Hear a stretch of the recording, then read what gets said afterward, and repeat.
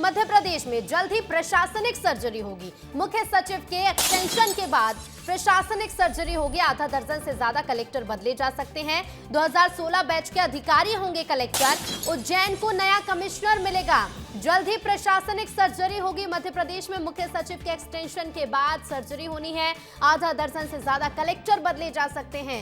2016 batch के अधिकारी collector होंगे। उज्जैन को नया कमिश्नर मिलेगा। सचिव और प्रमुख सचिव स्तर पर बदलाव होंगे। गृह विभाग की जिम्मेदारी अनुपम या अशोक को मिल सकती है। तो देखिए, जल्द ही प्रशासनिक सर्जरी की तैयारी मध्य प्रदेश में। और विवेक हमारे साथ लगातार बने हुए हैं। विवेक, सुगबुगाहट तेज है कि जल्द ही प्रशासनिक सर्जरी देखने को मिलेगी प्रदेश में। निश्चित तौर से कल से अनुराग जैन अपना एक नया कार्यकाल शुरू करेंगे। उनका एक्सटेंशन 1 साल का हो गया है, यानी कि 2026 में वो रिटायर होंगे।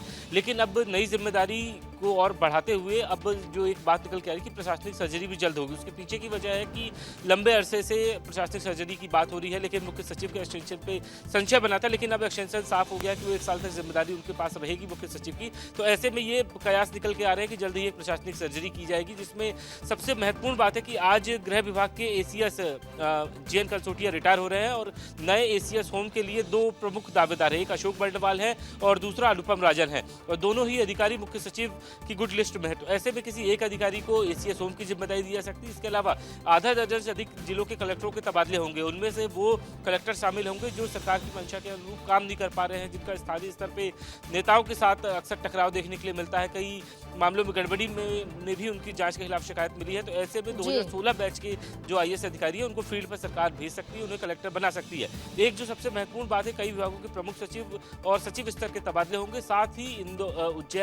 उज्जैन के नए कमिश्नर की पदस्थापना भी होगी, क्योंकि अभी अपर आयुक्त वहाँ पे जिम्मेदारी संभाल रहे हैं। संजय गुप्ता के जाने के बाद वहाँ पे पोस्ट वैकेंट है। तो ये माना जा रहा है कि आशीष सिंह को वहाँ पे जिम्मेदारी दी जा सकती है, क्योंकि सिंहस्थ मेला प्राधिकरण और उस समिति के भी सदस्य आशीष सिंह है। इस हिसाब से काम करना बेहतर आसान होगा।